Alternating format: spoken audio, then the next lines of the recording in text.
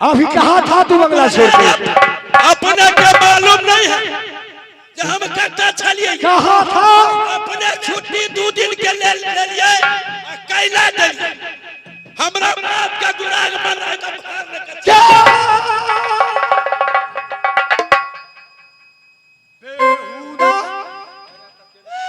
दोबारा तेरा सास का गुलाग होगा रे बेहुदा। हमरा बेले पूछो ना भाई, हमरा बाप का बेले पूछो। भार लेकर गेल छलिए, भार लेकर गया था। आराम जाने तुम्हारे सास को कैसे गुलाग बना हो सकता है? महाराज भार लेकर गेल फिर चल आइए। साप हो बेहुदा। एक बात बताओ। हेलो हेलो हेलो, तुम आए हो लेकिन कोदारी मुंह वाले कहाँ रे बेहुदा? पीछे हमारा छोटा भाई पीछे, बोला उनको भी।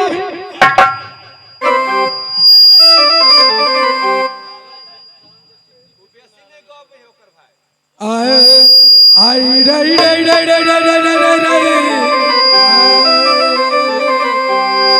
आकाश पकड़ बरसा गुला हाय अल्लाह सयाबी ना पेटा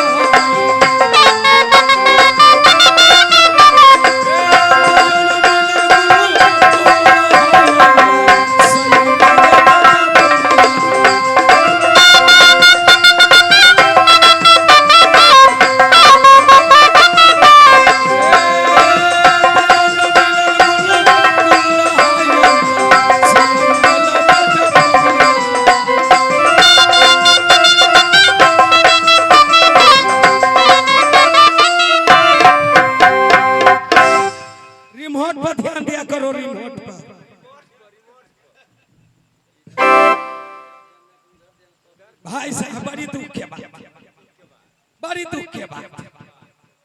एक तो बियाह नहीं हुआ कहियो, कते तपस्या के बाद हनुमान जी आई भोलेनाथ हमरा बियाह करा देला। से बियाह तो करा देलकै लेकिन 12 साल ब्याह के भ गेल ये कोटा धिया पुता अजब देलक त चोर। अब एगो बहिन चोर धिया पुता होय काल में लाइट चल गेलै त एगो भेल कनिकबा बेटा। आ एगो जे होय लगलै त लाइन चल एलै त एगो भेलै गोरका बेटा। त गोरका बेटा के पढ़ा लिखा के विदेश भेज देलै। आ कनिकबा बेटा जे रहै से कहे बाबू तू नाच करी छा रंजीत पार्टी में से हमहू जैती।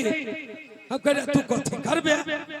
आय सब बापते नाचे करबे, कोनो बापते त घर हुरा नहीं बाबू तू जा छा नाच करे त हमरा घरे असगर नहीं निक लगे। त हम कहली तू कथी करबे? त हम नंगेरा बजाए। देखे छ नंगेरा छोड़ के भाग गेले। रे किशोरिया छे रे बउआ त दोनों बाप त देखे छ ओही में जे है से नाच करी छी।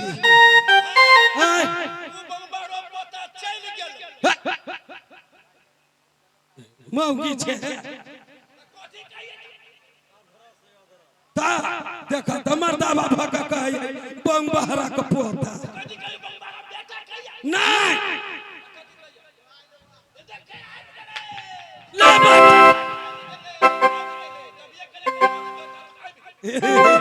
बोलो हमरा बाप का गाड़ी पर रही है। महाराज से मिले पड़ते महाराज की जय हो।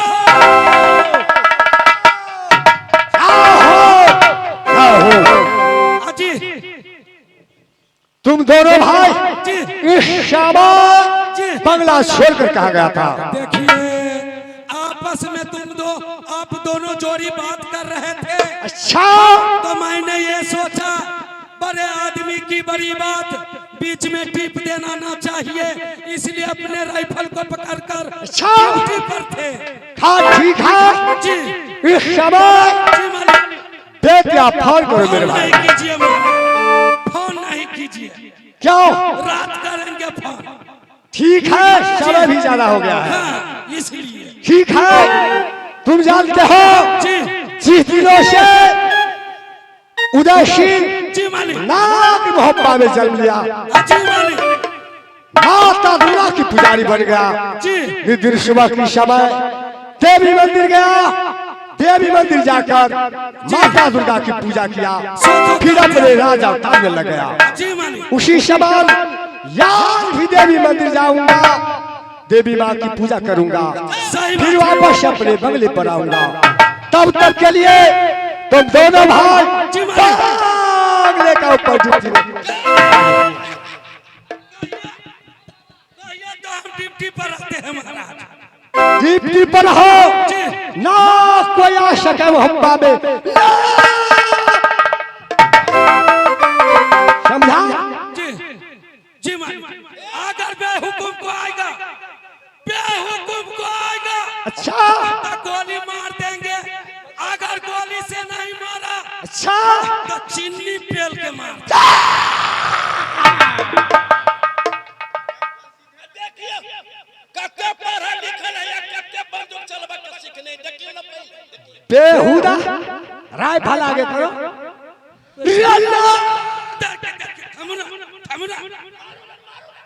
जो कौन हवा घूम गेली ये तो हमरा अपने कोई खिने गोली लाग जाए, पकड़े के कोई में है तो पकड़ा गेल है। राइफल सीधा करके रखो। जी मालिक।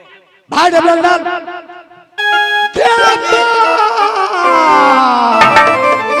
इस समय मेरे साथ चलो पुनः।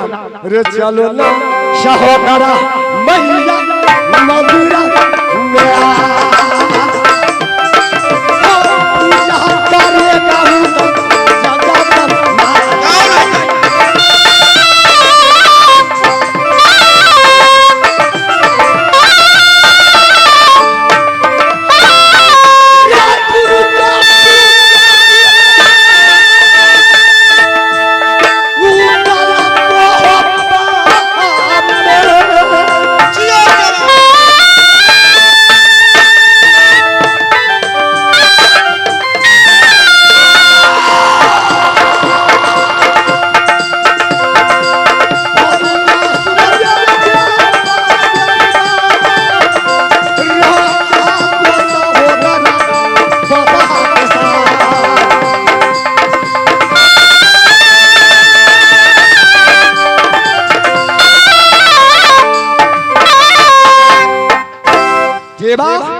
इस समय मेरे साथ चलो।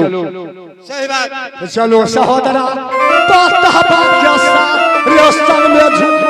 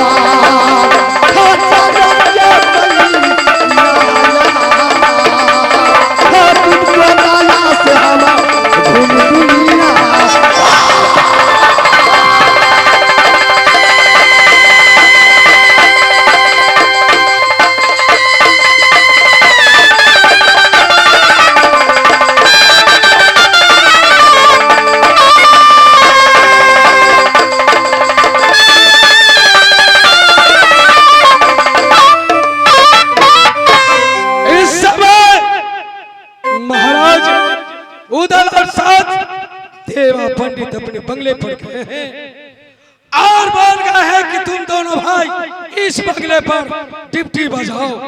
क्यों नहीं, कौन ही डिप्टी बजाएंगे ये जी मिलन दरागा दुर्गौली वाले पूरा गौली करा जिमदार रूपना सुपना दोनों सोना सपलटन का